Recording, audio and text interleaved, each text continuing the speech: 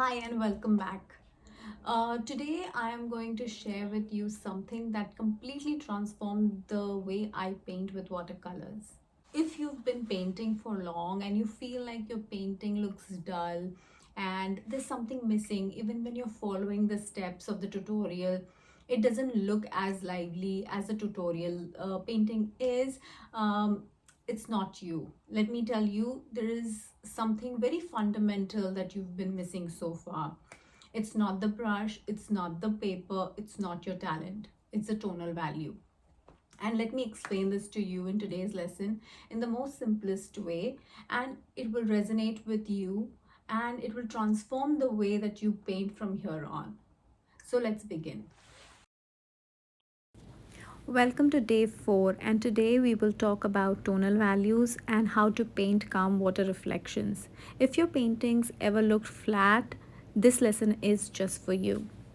If your painting looks flat, 90% of the time it's because everything is in mid-tone. Here is a good example where everything is painted in mid-tone.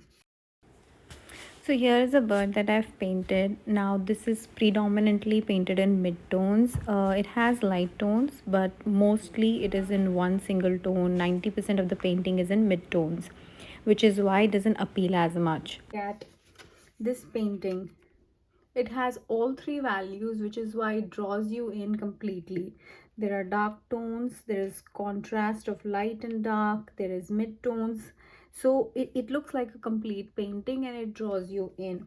Similarly, this painting, it has three values again, the light tone, the medium tone, and the dark tone. So it kind of captures your attention.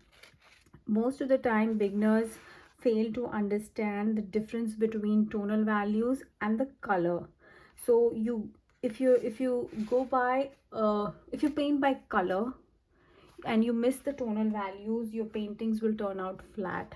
And what I mean by that is every color has a tonal value, which is going to be dark, medium, and light. There are 8 tones mostly, but not every color would have that range.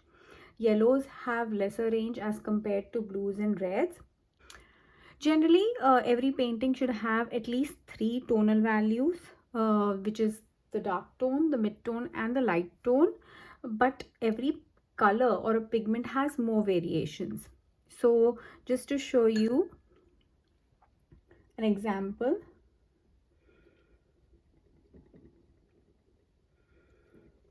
this is cobalt blue right out of the tube. So this is the dark tone.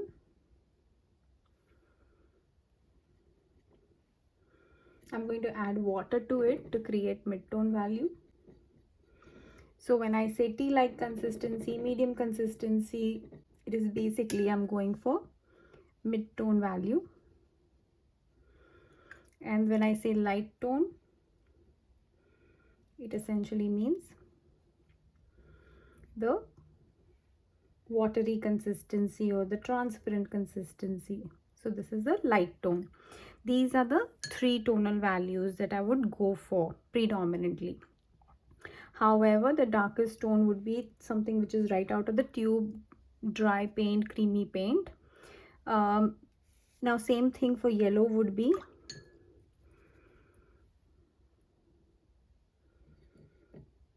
this is the darkest value of yellow.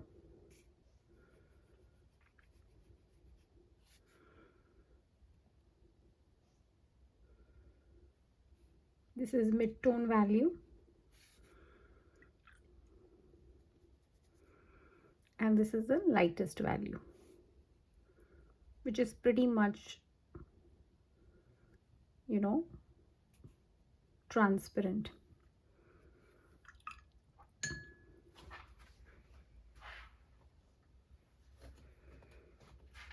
I'm going to do the same exercise for a red color. I'm using crimson. This is the dark tone.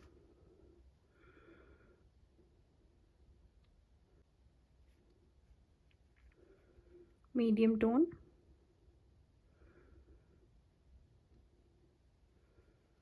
and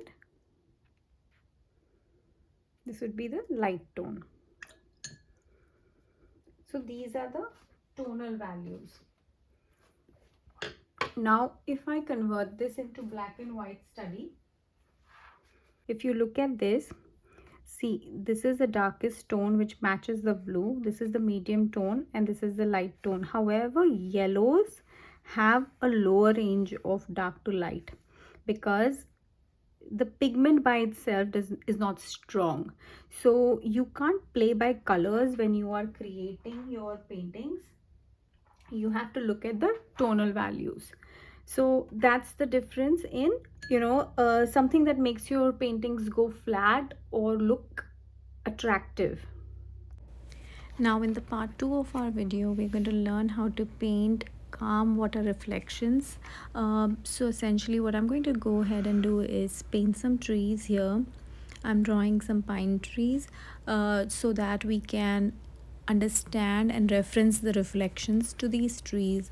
So I'm going to go ahead and paint some trees in different colors so that when I'm painting the reflections, you can see how you can create depth as well as differentiation while painting the reflection. So I'm going to speed up this section where I'm painting trees so that we can dive right into the reflections part sooner.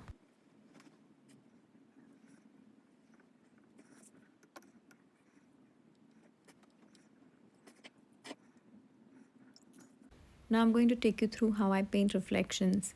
So what I'm doing is I'm wetting the area under the trees with clean water. I'm using my wash brush. Once the area is damp, I'm going to just make sure that there are no puddles. Once I'm at this stage, I'm going to take the paint, which is not too watery. I'm using a number 6 brush so that it doesn't hold too much water in the brush bristles, and then I'm going to just run my brush across in the damp paper. If the paper is too wet or your brush is too wet or loaded with watery pigment, it is going to bloom on the paper. So make sure you do not have too much water in your brush. Now this is what happened with my second time when I went in for the reflection. The brush was holding a lot of moisture and a lot of water, which is why it bloomed. Now what I did to rectify that is I dabbed my brush on the paper towel or the rag cloth so that it takes out all the excess water before I go back and paint. Now this time it did not bloom.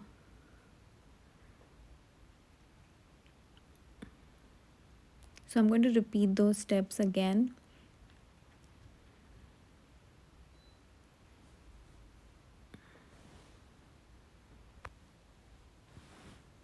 You can observe that I always pull the pigment down and then go zigzag on it. It's basically to show the branches but not essentially paint every branch or every tree the way it is. Actually, I'm keeping it loose, and that's how I manage to keep it loose. When I draw the trunk, I'm basically creating a guideline for myself, and when I go zigzag, I'm trying to imitate the way tree leaves and branches are on the top. So I go bigger or a wider movements on the reflection that's closer to the base of the tree, and I go smaller when I'm tapering down. So that's how I keep it close to real but very loose. The next step is to create the feeling of movement and a little bit of ripple in the water. So for that, what we need to do is move the brush across the reflection, and before I do that, I feel like I should deepen the colors of the tree so that when I paint or when I pull the paint out or when I'm moving the brush across, it will be visible. So if I'm going to paint in a very light tone or a medium tone, it may not stand out when I pull the paint, or lift the paint. So I'm trying to be mindful to create that contrast, and that's why I'm deepening my reflection a little bit before I go in. I'm going to use this flat brush. I've cleaned it, and now I'm going to run it across so that it lifts the paint and creates those white highlights. And this is what makes the reflections look like there is a little bit of ripple, and it's very natural. The other way to do it is also you can use a jelly roll pen to create the white highlights. So I'm going to go ahead and do that. Before that, I am actually creating a little more color variation in the trees. I'm making them have a little more shadow effect and deepening the colors so they look more three-dimensional. And this is what I mean by tonal values. When I add these shadows, you can suddenly see the trees look even more attractive and feel like there is more depth to it. So this is how the tonal values really impact your paintings and not make it look flat. Now once I am done with this adding shadows to the trees, I am going to go ahead and create depth in my reflection and a little bit of ripples. I'm going to try and use either the lifting method with my brush that we already tried, and the second is using the jelly roll pen or the white bleed proof gouache to run the lines across to create reflections and white highlights.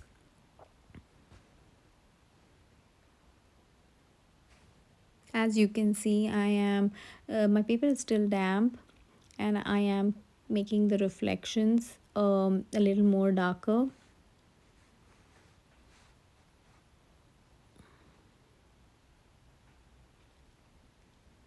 You can keep adding paint as long as your paper is wet. If your paper dries up, these will create hard lines and hard edges, which you don't want. Reflections are generally soft and floaty, so you want to make sure that you don't draw your reflections or drop paint on your paper when the paper is dried up.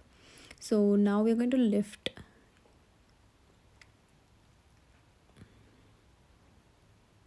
You'll get good lines if your paper is damp and your brush is dry.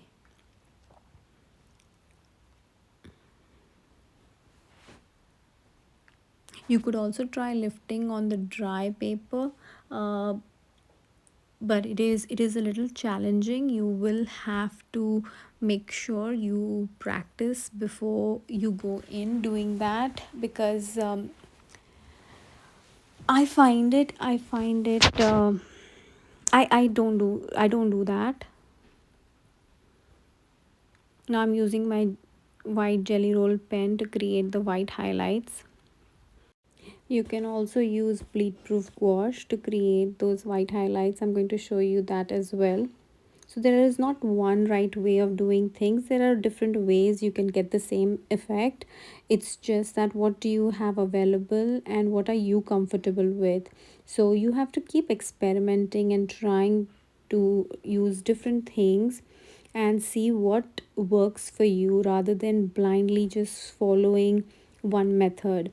Unless you give it a try, you will not know what essentially works for you or what you're comfortable with.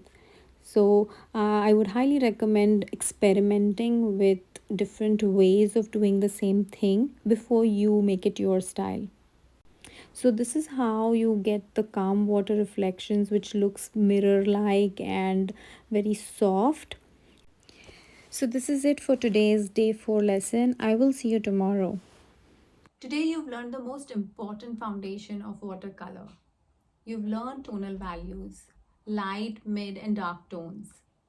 When you start asking yourself, where are my lightest light and where are my darkest dark, your painting instantly gains the depth. You'll change the way you've painted watercolors from here on. You've also learned how to paint reflections in calm water. With all the foundational lessons that you've learned from day 1 to day 4, we're going to bring all of this together tomorrow and paint a complete seascape. Don't skip the exercises that we've learned so far. Do post your paintings in the Facebook group. I love to cheer you on. I can't wait to see you tomorrow and paint with you. So see you then.